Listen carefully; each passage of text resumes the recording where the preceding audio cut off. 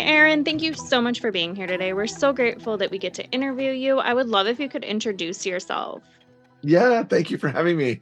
I am Aaron Ryan. So I am the author of a sci-fi series that was really just one book, ballooned into a trilogy, and has now become a hexalogy. It is the best thing, most powerful thing I've ever written, and currently writing the sequel to it, Volume 4. Volume 1 has been adapted for the screen and is being pitched to streaming networks. So I'm pretty excited. That's so amazing. I would love if you could tell us what your book is about. Yeah. So Dissonance, I really wanted to write a single novel about an alien invasion story. So my favorite movie of all time is Aliens with Sigourney Weaver, James Cameron, 1986. I'm sure it is yours as well. And I love that movie endlessly. I wanted to write something that was just kind of aliens, invading Earth, not those aliens, but something different. And as I was writing it, it became aware to me, I became aware that there was a subtext, a running subtext that was happening simultaneous to the main narrative. And I just went, wow, this is so much bigger than I initially had planned for this story. So it just grew and it turned into a trilogy that way. What it is, the synopsis is in 2026, we're going about our daily lives, and all of a sudden on June 6th, these things drift down out of the sky. They're not crafts, they're not probes, they're not drones or ships, they are beings. And they hang there in the sky for 90 days, and we're thinking maybe they're angelic messengers, they're not attacking. And they wait there. So 90 days goes by. They all wake up at the exact same time all over the planet. They start hunting us down. They are horrifyingly fast. And within 3 months, 85% of humanity is all either killed off or driven underground, living in these bunkers called blockades. We call the aliens Gorgons because, like the mythical Medusa, you cannot lock eyes with them under any circumstances. You do, and it's all over. They have a telepathic paralytic. They're going to freeze you where you stand, eat you at their leisure. You're going to feel every agonizing bite. So don't take pictures, run. That's the general advice. I don't know why we stand there and take pictures. Run. It's an alien. Run. Love that. What inspired you to write your book? Well, again, we actually just watched I Am Legend. I'd seen it before, but I think a few nights prior to writing the very first paragraphs of Volume 1, we were watching I Am Legend, and I was really struck, excuse me, this time by the world building inherent in the opening scenes of that movie after the plague has wiped out, nearly everybody. Overgrown, unmaintenanced, unmitigated, weeds growing up through the cracks, lions roaming the streets. And it's very post-apocalyptic, but it's calm and it's quiet. It's not zombies until it is later on. And I appreciated that world building. I wanted something like that, but the threat came from the sky. So it was a fusion of the two different tropes or genres. And I wanted to write a good story. There's a larger reason why I've written books all this time, but I've returned to fiction writing, and that happened last year, and I'm totally happy to explore that if you want. AI did it. That's the reason. Oh, yeah, by all means you can dive Well, into that if you want. I'm a voiceover artist by trade. I'm currently the voice of United Healthcare, for example. So if you hear or see any commercials, that's me. AI has really done a number on the voiceover and many creative industries. They are, they manufacture software for 49 bucks. People would rather buy that than pay a hardworking human to voice their spots. So colleagues and I, the industry wide, have seen an erosion that we've, hitherto not seen. There are other reasons that have eroded the voiceover career, but I've needed to pivot, and I've always been a storyteller in voiceovers. I wrote and published 6 voiceover books, and I just said, I need something because this industry is getting scary. So I returned to fiction writing just last year, late last year, and I've never been happier. This is my exit strategy. Love that. When you were writing your book, who were you thinking of when it comes to who your book is for? Yeah, that's a really good question because the target for a genre like this is usually YA. Young adults usually read up, especially the 13-18 demographic.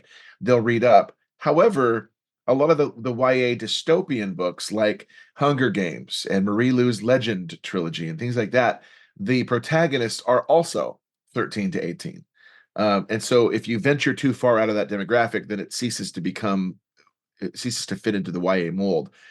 I tend not to think that it is YA anymore. Not, I certainly, how do I say this? It's not G rated because aliens are attacking you. That's scary. There's going to be a little bit of profanity, but there's no bullying. There's no illicit sex, drug use, anything like that. They'll never use the F word or JC or GD. I don't need that, nor do my readers. So when writing my book, I've read plenty of fiction novels before, and it's just profanity, like excessive profanity or bullying or drug use or sex or any of that. It's just clouds your narrative. I understand people want to be hip with the times and contemporary. I don't like that, and I don't like to employ that. I want to be sensitive to a reader's tolerance level. So I don't have any of that content in my books other than mild profanity. If an alien's approaching you and is going to eat you, you don't typically say, "Oh shucks," So there is like the sh word, for example, sparingly. Um, but overall, I think that it does not particularly fit into the YA market anymore because the protagonists are all 23 and up. You venture out of the YA age range of the readers, and it ceased to be connective as a YA novel. I just wanted to write a novel that would appeal to all ages. Really hard to do, but I wanted to try. Love that. How long have you been writing and what made you really sit down and start? Yeah, well, Mrs. Walker, I believe was her name, was my teacher in second grade, and that was a long time ago. She issued an assignment where we wrote, as a second grader, I had to write a fictional novel complete with construction paper and college lined three-hole punch paper and crude stick figure drawings. That was 1981, and I wrote The Electric Boy. I loved doing that.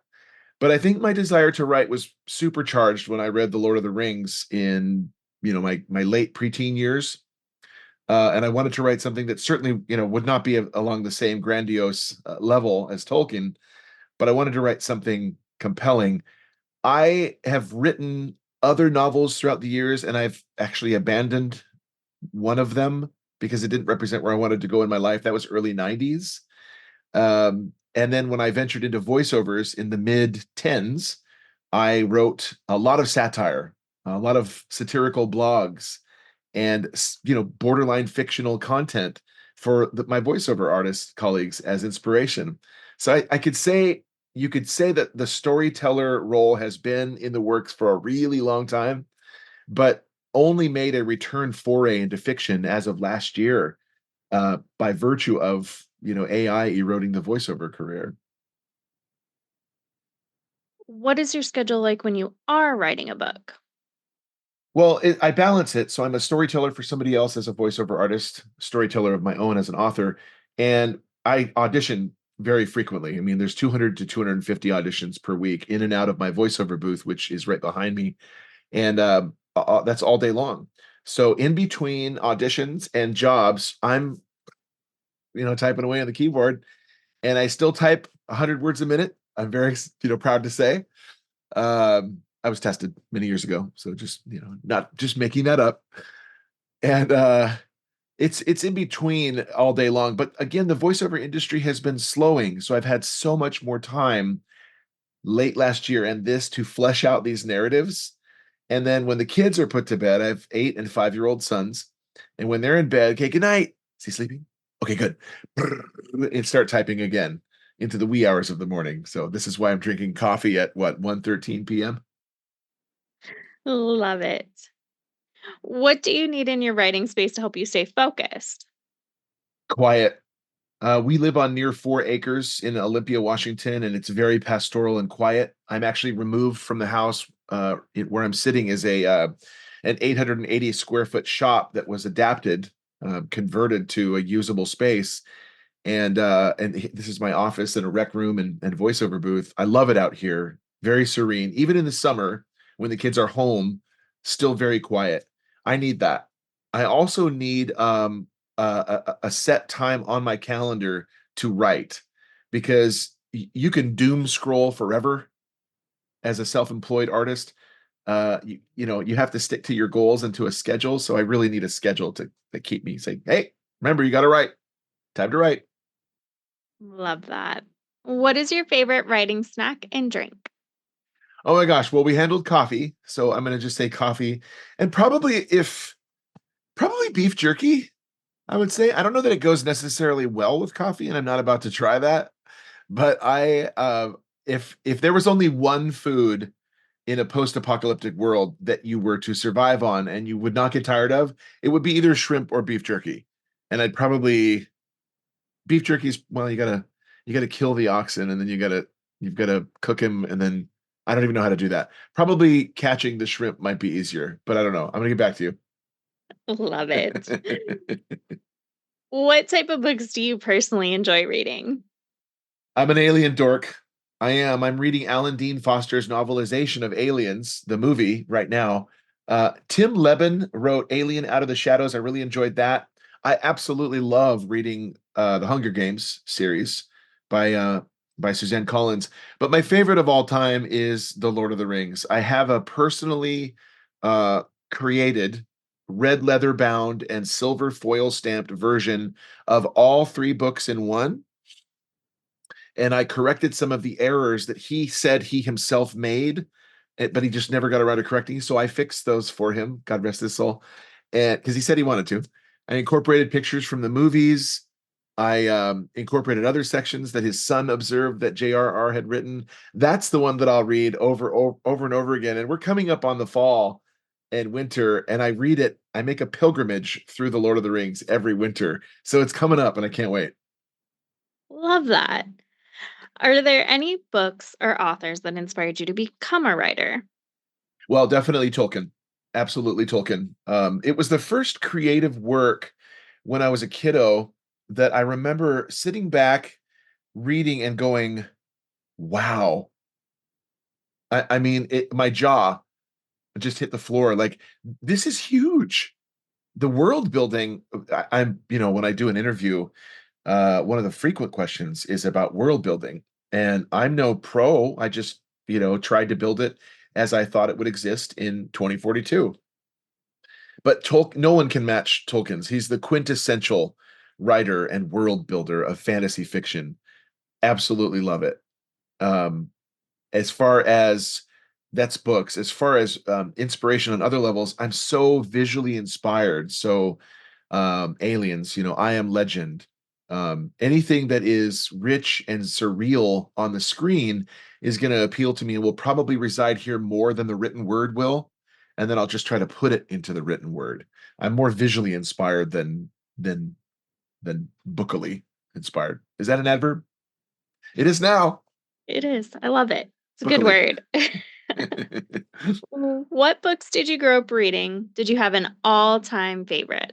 That was answered definitely. Lord of the Rings. I mean, by far. I wasn't so much into The Hobbit, which I had read before Rings. I thought it was neat. I thought it was a neat book. It was struck me as a children's book, but nothing has ever touched The Lord of the Rings for me growing up. And that's just been my favorite. I've just made an annual pilgrimage or odyssey through it because it is such a heavyweight.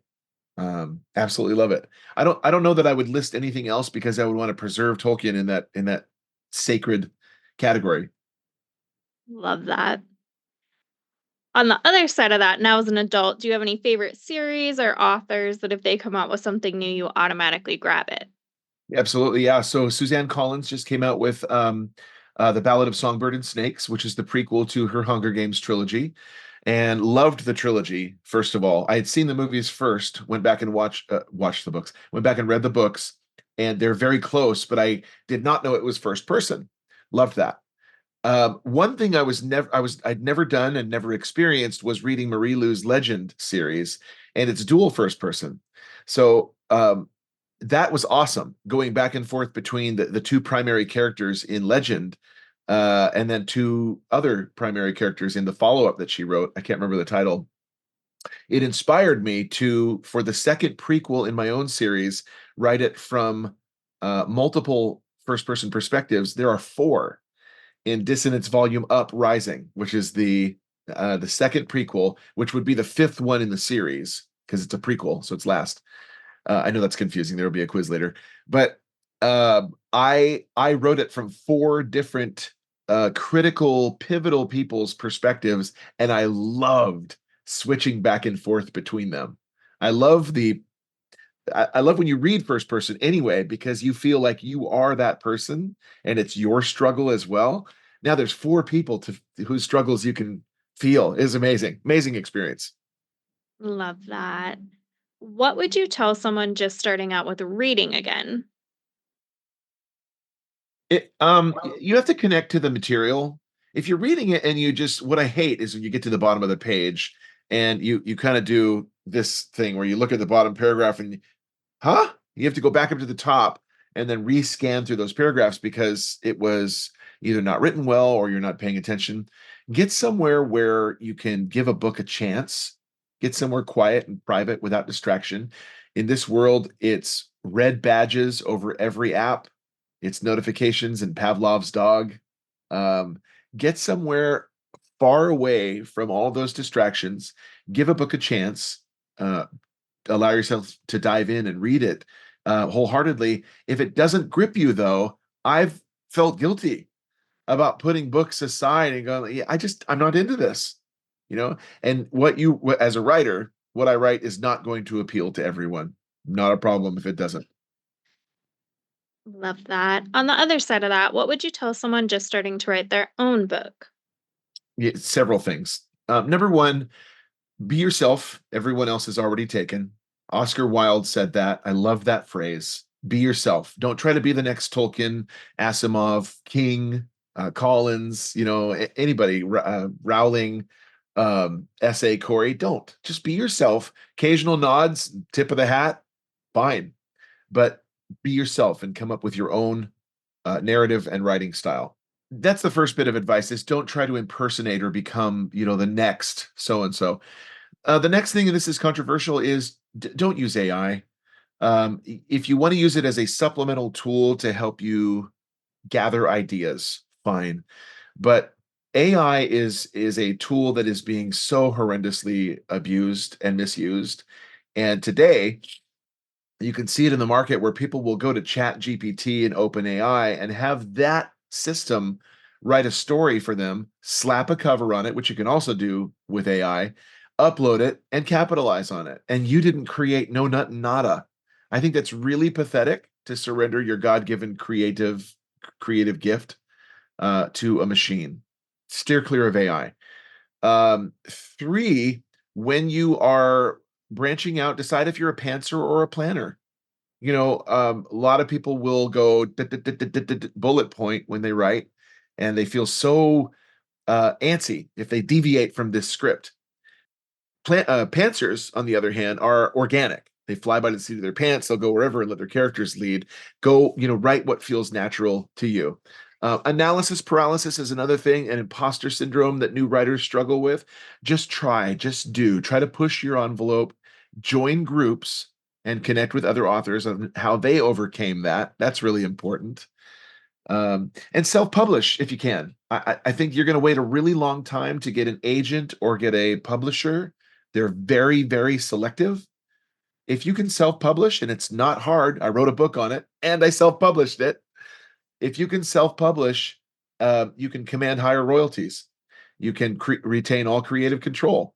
You can publish way quicker and get it to market. There's so many more advantages being a self-published author. So decide ahead of time, I guess, and make some good choices. Love that. What's one thing that people are generally surprised to find out about you? That I like beef jerky and shrimp, but probably not together. And probably not with coffee. What are they surprised? Probably my age. I'm an established career voiceover and creative, but I'm 51, so I don't look it or act it. My wife will add, and I think people are surprised by that. Like, I have a youthful zest and energy, and I'm grateful for that. The other thing is that they will be very surprised to know that all six of the books in the Dissonance series will have been published in 2024, and the overwhelming majority of them will have all been written this year. So I am a strong opponent of AI, but I have already fielded accusations from people that I've used AI to write my books. AI the damage that it has done to my voiceover career is what has pushed me to noveling and to authoring, because AI is actually eroding our income. And I don't know much longer we're going to be here. We're on 4 acres here. I don't know how much longer. So I have been in a frenzy and a fever pitch pace to crank out good stories and to make this my exit strategy from voiceovers. But people, when I tell them that, you published 6 books this year? Yeah, I have, because I've been so compelled. And I like to joke, it's been like an alien queen that's just burst out of my chest. These stories have wanted to come out. And I'm so proud to be the one who's gotten to tell them. Love that. Is there anything you would like to say or add? What would I like to say or add? I live by a mantra, and I suggest that a new writer does as well. One of my favorite phrases of all time, I've actually got it emblazoned into a little granite rock down here, which no one will be able to see this, but I got a little rock, and it says your focus determines your reality. And I love that phrase. It comes from a movie I like to pretend doesn't exist, Star Wars: The Phantom Menace. I like to pretend it doesn't exist. But Qui-Gon Jinn said that to a young Anakin Skywalker. Your focus determines your reality. My focus was to become a successful voiceover artist and pay for our bills that way and put our kids through school and everything. That became our reality. My focus now is to become a successful best-selling author, which I've already done. All 5 of these books have been. And my next focus is for those to pay our bills, pay our mortgage, and that'll become my reality. That's what I'm confident of. Have a mantra like that. Amazing. Where's the best place for readers to find your books? I know some readers love signed copies. Is that an option and the best place to connect with you? Yeah, that's the best place to sell them. So I do lots of booths and festivals, and I sell them directly. That's my preferred place because I can connect with readers that way. I love mail. They can write me at me@authoraaronryan.com. They can visit authoraaronryan.com, which is my authoring page. Or if they want to go straight to the Dissonance series site and find out news about that, that is at getthesebooks.com. So I have dissonance the series.com, but it's hard to spell. People dissonance? No. Dissonance. But to make it easier, I just got getthesebooks.com and it forwards there. And and I'll sign everyone that they buy. There are links on both of those sites for a store page where they can go to the store and they can buy from me direct. And I sign everyone, not just a swoosh, like a Nike swish, a message from me to you, a personal thanks for buying my book, bookmark, pen, all of that stuff. And I love connecting with readers that way. Amazing. Well, thank you so much for being here today. We're so grateful we got Yeah. to interview you. I'll be sure to drop those links in the show notes. That way everyone can find you. And again, thank you so much. Yeah. Thank you so much for having me. I appreciate it.